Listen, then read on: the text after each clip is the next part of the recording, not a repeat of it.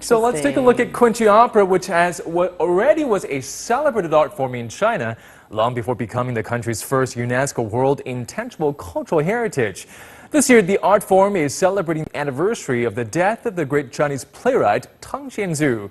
Here in Beijing, the Shanghai Kunqu Opera Troupe kicked off their world tour over the weekend with Tang's Handan Dream, also known as Four Dreams in the Camellia Hall. Li Chung has more.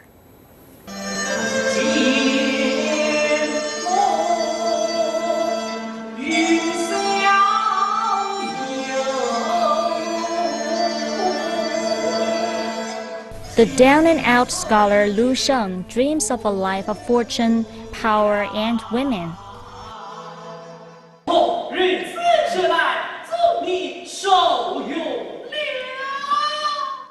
An immortal grants his wishes through a dream, where he becomes a high-ranking official, marries into a wealthy family, and wins the first place in the imperial exam by means of bribery. The drama fleshes out the seamy side of high ranks in a feudal society. Leading actor Lan Tian says it's really challenging to play a role that spans 50 years. My voice is kind of sharp, and it took me a long time to figure out how to play Lu Sheng as an 80-year-old man. Another thing is that playing Lu Sheng doesn't need to have big circular movements like we usually do in other Chinese operas, like this. It looks indecent, but that goes with the character. My teacher says I am Lu Sheng when I play him pathetic.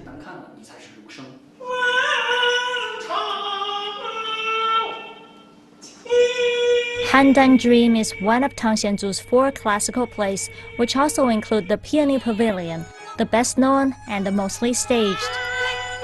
Aside from Kunqu opera, these stories are also widely adapted into a variety of Chinese folk operas today. Kunqu opera is one of the oldest surviving forms of Chinese opera, dating back more than 600 years. It was listed by UNESCO as a masterpiece of oral and intangible heritage in 2001.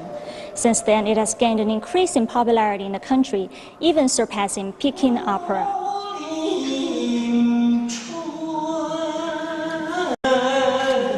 Kunqu is the oldest folk opera in China.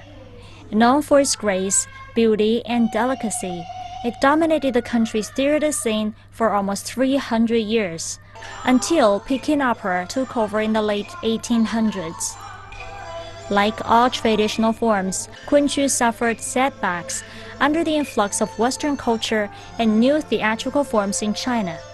But its fans are hopeful about the art form.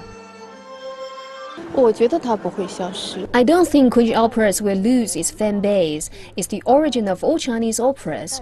The music, costume, and performance are also exquisite. I'm very much enamored with the Kunqu, and I would come to watch the show whenever there is one. I also encourage my child to get to know more about the Kunqu opera.